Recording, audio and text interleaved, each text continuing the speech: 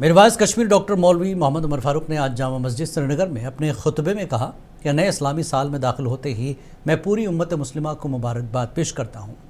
اللہ کرے یہ نیا سال پوری دنیا کے مسلمانوں کے لیے امن، اتحاد اور طاقت کا سال ہو۔ انہوں نے کہا کہ ایران نے بحران سے نمٹنے میں جو تحمل کا مظاہرہ کیا وہ ایک ذمہ دار ریاست کا عکاس ہے۔ انہوں نے غزہ میں نسل کشی کی شدید الفاظ میں مذمت کی۔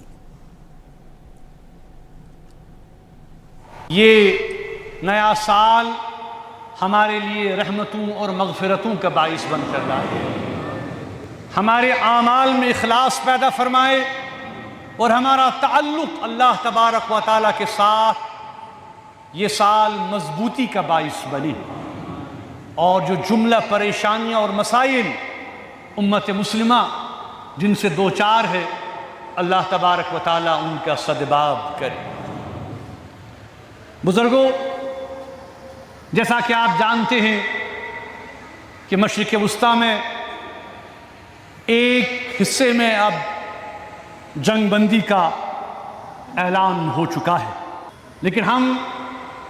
یہاں یہ برملا کہنا چاہتے ہیں کہ ایرانی قوم نے،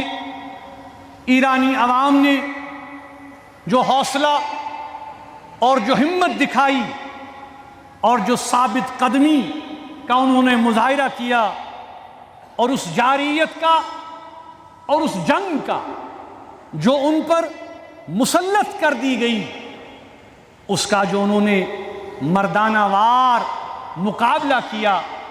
وہ واقعی پوری عالمی دنیا کے لیے اور عالم اسلام کے لیے قابل ستائش ہے۔